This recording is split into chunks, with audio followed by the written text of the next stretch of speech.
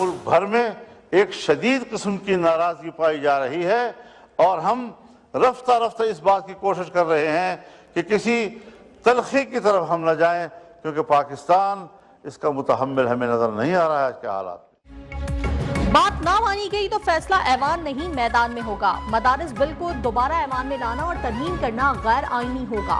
मौलाना फजलुर रहमान की ललकार। कौमी असम्बली में पूछा, मदारिस बिल एक्ट बन चुका तो गजट नोटिफिकेशन क्यों नहीं हो रहा? साहब कहते हैं कि IMF और FATF नाराज हो जाएंगे। हम गुलाम हैं तो बता दिया जाए कि हम गुलाम हैं।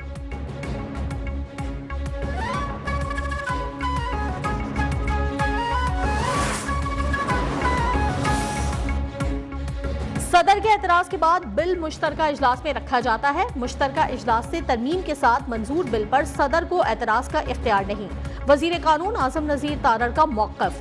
कौमी असम्बली में मौलाना फजलुर रहमान के तहफ़्फ़ुज़ात और वफाकी काबीना के सामने रखने की यकीन दहानी। बोले, हम एक बार फिर मौलाना के साथ बैठने को तैयार हैं। वजीर आज़म का पैगाम है, हम हर चीज़ के लिए हाजिर हैं।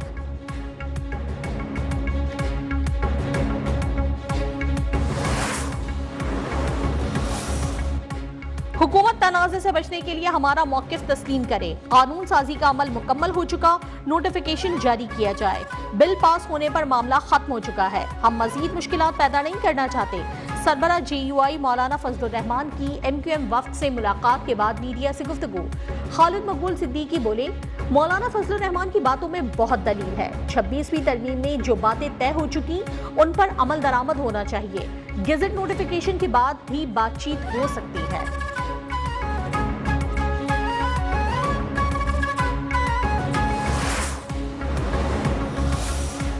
मदारिस के मामलात में रुकावटें और ताखीरी हरबे काबिल कबूल नहीं। दीनी मदारिस की हुर्रियत और आज़ादी की हर कीमत पर तहफ़्फ़ुज़ किया जाएगा।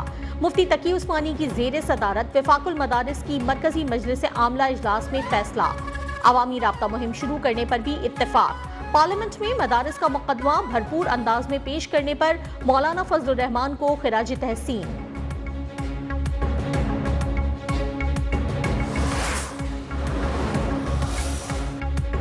शेर अफजल मरवत की मुल्की हालात पर पार्लियामेंट की कमेटी बनाने की तजवीज़। वजीर दिफा ख्वाजा आसिफ की जानिब से रहनुमा PTI की तजवीज़ का खैर मकदम। कहा, पहली दफा इस तरफ से ठंडी हवा का झोंका आया है।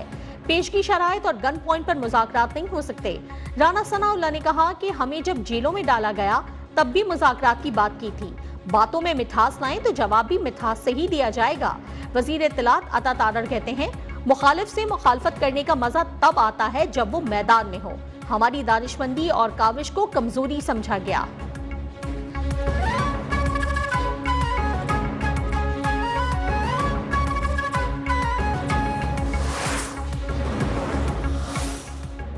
पंजाब में PTI का कोई MNA गिरफ्तार नहीं। PTI अरकान अपनी गिरफ्तारी के लिए मिन्नतें करते रहे। कौमी असम्बली में वफाकी वजीर राना तनवीर का असद कैसर के इल्जामात पर जवाब। बोले, पंजाब से 5 लोग नहीं निकले, इन्हें शर्म आनी चाहिए। PTI ने अपने दौर में हिटलर और मैसोलिनी को भी पीछे छोड़ दिया था। पुलिस अफसरान पर लीगी रहनुमाओं की गिरफ्तारी के लिए दबाव डाला जाता था।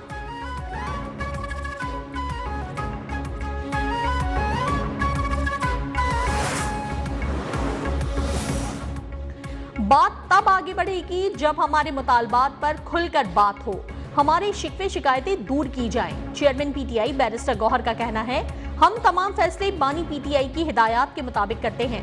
किसी को हक नहीं कि वो बानी को डिक्टेट करे। बानी ने ही कमेटी बनाई और कमेटी को मैंडेट दिया। अगर इसमें पेशरफ्त हो जाती है तो बहुत अच्छी बात है। सियासी मसाइल का हल सियासी तरीके से ही तलाश करना होगा।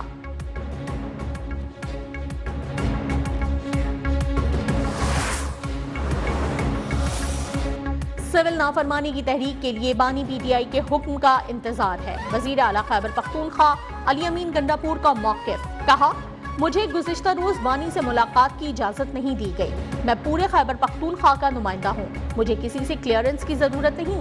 पेशावर हाई कोर्ट से 16 जनवरी तक वजीर आला KP की उबूरी जमानत मंजूर। अदालत की अली अमीन को मुतालिका अदालतों में पेश होने की हिदायत।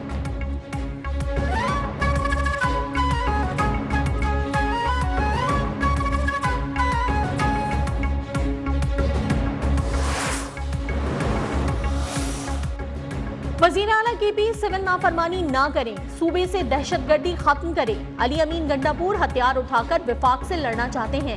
सीनियर वजीर सिंध शर्जील इनाम मीमन की मीडिया से गुफ्तगू, कहा एक शख्स कहता है कि पहले मेरी बात मानो वरना मुल्क के खिलाफ लड़ूंगा। बानी पीटीआई का मकसद मुल्क को नुकसान पहुंचाना है। अली अमीन गंडापुर बताएं वो किसके एजेंडे पर चल रहे हैं।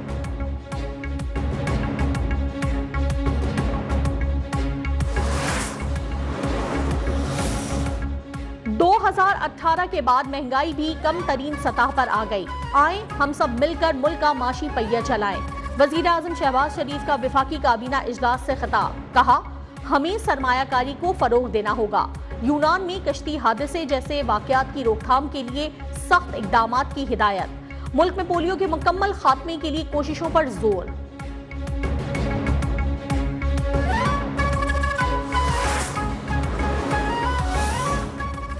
यूनान कश्ती हादसे में 4 पाकिस्तानियों के जाँ बहक होने की तस्दीक। बच्चों समेत दर्जनों पाकिस्तानी ताहाल लापता। रेस्क्यू ऑपरेशन के बावजूद हजारों फुट गहरे समंदर में बचने की उम्मीद कम है। यूनान में पाकिस्तानी सफीर आमिर आफ्ताब कुरैशी की प्रेस कॉन्फ्रेंस, कहा पाकिस्तानियों की लाशें सिफारत खाना अपने अखराजात पर वतन रवाना करेगा। वालिदैन से दरखास्त है अपने बच्चों को ऐसे खतरनाक सफर पर ना भेजें।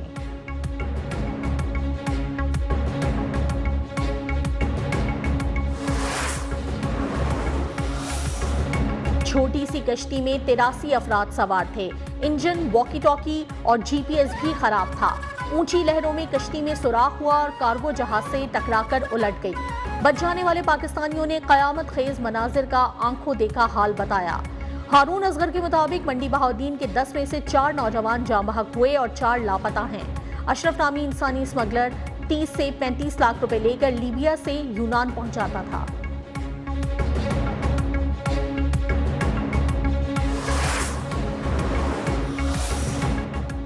यूनान कश्ती हादसे में जान गंवाने वालों में मंडी बहाउद्दीन का फहद खालिद भी शामिल। मुतासरा घर में कोहराम, गांव हला में सोग की फिजा। फहद खालिद की वालिद का कहना है कि उनके बेटे की जान एजेंट की वजह से गई। एजेंट झूठी तसल्लियां देता रहा कि उनका बेटा बाहिफाजत यूरोप का सफर कर रहा है। अगर हुकूमत मुल्क में रोजगार के मौके पैदा कर दे तो नौजवान समंदरों की लहरों की नजर ना हो।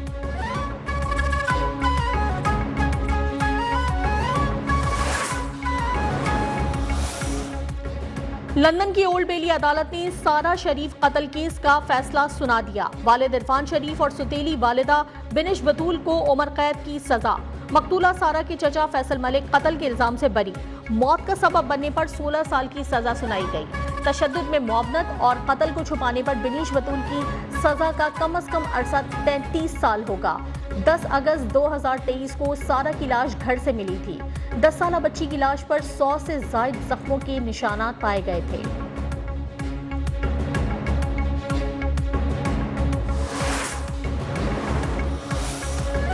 जजेस की तकर्री के लिए मेरिट, प्रोफेशनल क्वालिफिकेशन, कानून पर उबूर और की सलाहियत लाजमी करार। सुप्रीम कोर्ट ने जजेस तैनाती के लिए जुडिशल कमीशन रूल्स का इब्तदाई मुसव्वदा जारी कर दिया। जजेस के लिए मेरिट में उम्मीदवार की साख दबाव से आजाद होना भी शामिल होगा। जजेस के लिए नामजदगियों में वकला और सेशन जजेस की मुनासिब नुमाइंदगी होनी चाहिए।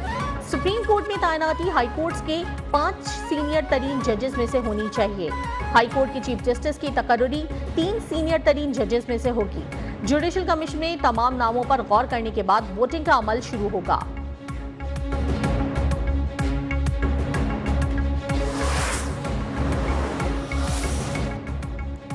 करंट अकाउंट माहाना सरप्लस 10 साल की बुलंद तरीन सतह पर जा पहुंचा। स्टेट बैंक के मुताबिक नवंबर 2024 में करंट अकाउंट खाता 72 करोड़ 90 लाख डॉलर सरप्लस रहा।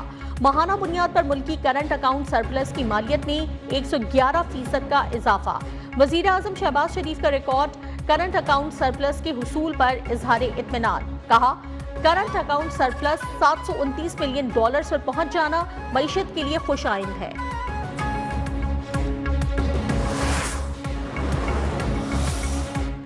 मुल्क के बारे में पहले सोचें, किसी को जेल में डालने के लिए ना सोचें। वजीर आला सिंध सैयद मुराद अली शाह की सक्खर में सहाफियों से बातचीत, कहा सिंध के पानी पर कैनाल के मसले पर सीसीआई में केस है। कैनाल पर अभी कोई काम नहीं हो रहा। कच्चे के काफी डाकुओं को जहन्नुम रसीद कर दिया गया है। न्यूक्लियर इलाकों में सड़कें, अस्पताल और स्कूलों को तामीर करने का हुक्म दे दिया है।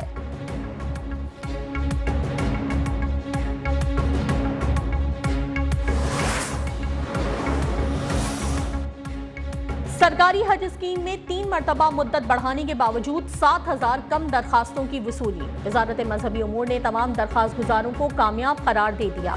जराये के मुताबिक वजारत मजहबी उमूर ने 7,000 रह जाने वाले कोटे को पुर करने के लिए सर जोड़ दिए। हज दरखास्तों की वसूली खोलने या प्राइवेट हज ऑपरेटर्स को देने पर गौर।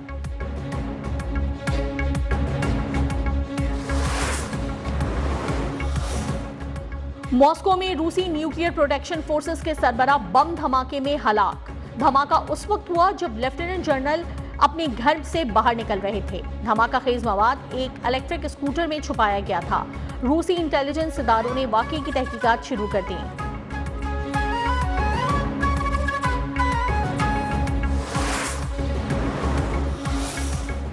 शामी दारुल हुकूमत दमिश्क के बाहर इज्तिमाई कब्रों का इंकशाफ। कम अज कम 1 लाख अफराद की लाशें मौजूद। अमरीका में मुकीम शामी एडवोकेसी ग्रुप की रहनुमा मास मुस्तफा ने बताया कि 5 मकामात से ज्यादा पर ऐसी इज्तिमाई कब्रें मौजूद हैं। हलाक होने वालों में अमरीकी, बरतानवी और दीगर गैर मुल्की भी शामिल हैं।